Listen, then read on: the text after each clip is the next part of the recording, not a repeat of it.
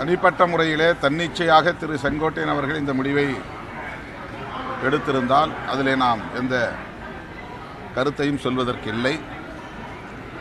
ஆனால் இதன் பின்னணியில் பாஜக, RSS ஆகிய அமைப்புகளின் கைகளும் நீண்டிருக்குமா என்கிற கேள்வியும் எழுகிறது.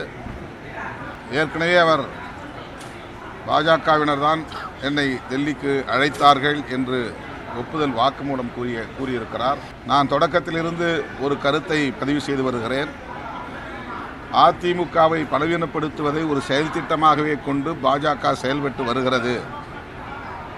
அது அதிமுகவுக்கும் நல்லதல்ல, தமிழ்நாட்டு அரசியலுக்கும் நல்லதல்ல என்று கூறி வருகிறேன்.